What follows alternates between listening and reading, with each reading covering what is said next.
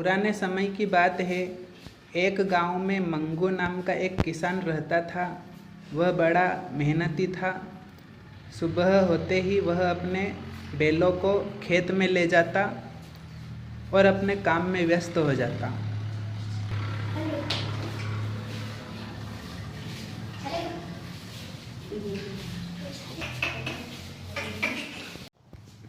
एक दिन जब वह अपने खेत में काम कर रहा था तो उस इलाके का राजा अपने घोड़े पर सवार होकर मंगू के खेत के पास से गुजरने लगा। वास्तव में राजा शिकार खेलने के लिए जंगल की तरफ जा रहा था। में चले गए थे। जब राजा मंगू के बिल्कुल पास से तेजी से गुजर रहा था तो अचानक मंगू को लगा जैसे घोड़े से कोई चमकती हुई चीज नीचे गिरी है।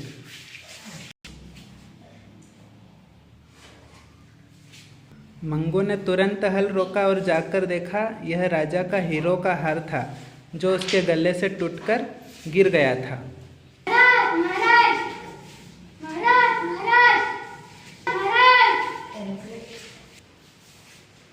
मंगू ने हार उठाया और अपने पास एक वृक्ष पर बांध दिया।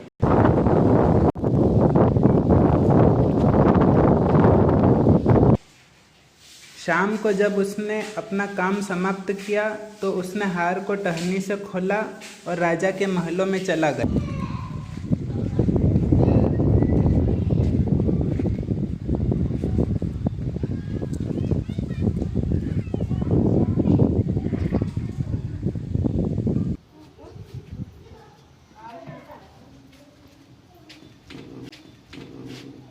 क्या बात है?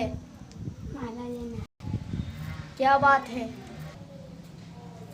मेरे को महाराज से मिलना है। मेरे को महाराज से मिलना है। मुझे महाराज से मिलना है। अरे जा महाराज तुम जैसे लोगों को मिलने के लिए बैठा क्या? भाई मेरी विनती से सुनिए।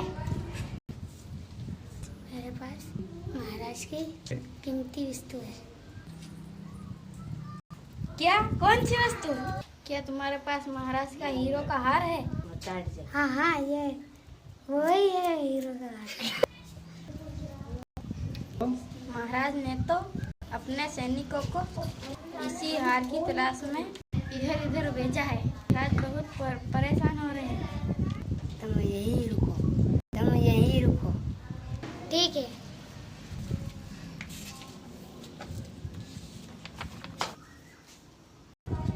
द्वारपाल फौरन अंदर गया और राजा को सारी बात बता दी। हार ढूंढ रहे थे और मिल गया।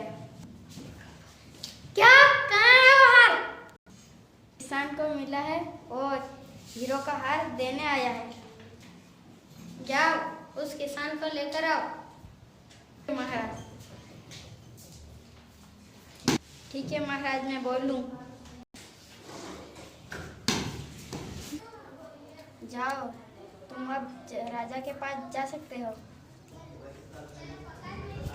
धन्यवाद सभी को। महाराज की जय। ले जी, ये है हार। ले महाराज, ये हीरो का हार।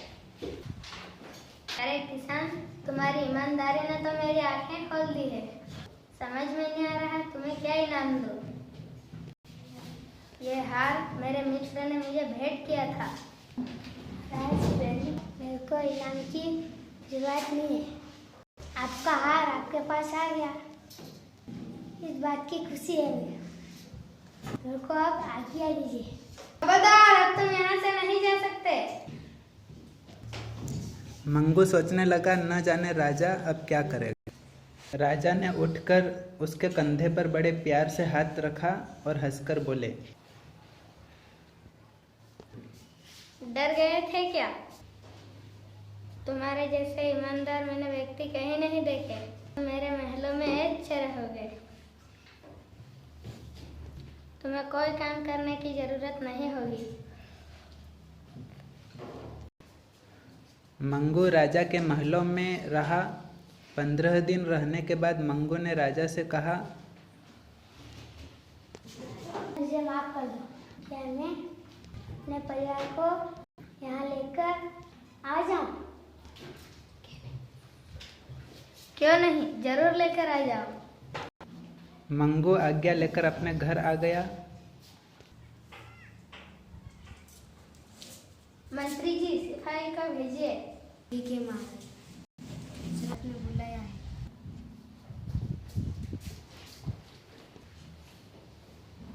सिपाही, बहुत दिन हो गए, वो मंगू अभी तक नहीं आया। जाओ उसे फौरन लेकर आओ।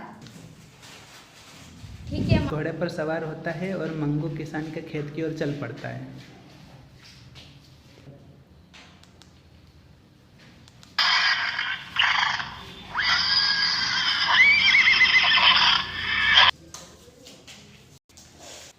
सिपाही ने जाकर देखा वह अपने खेत में काम करने में व्यस्त था।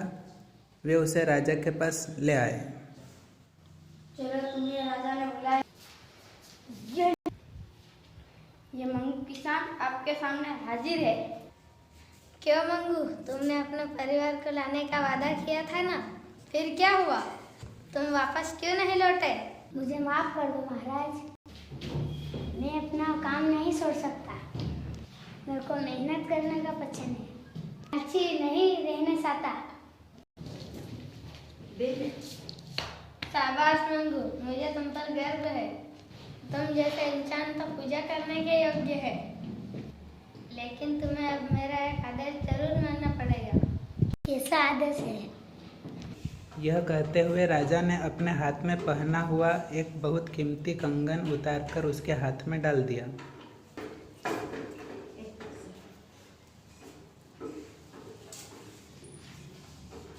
के द्वारा दिया गया कंगन पत्नी को दिखाता है। पत्नी बहुत खुश होती।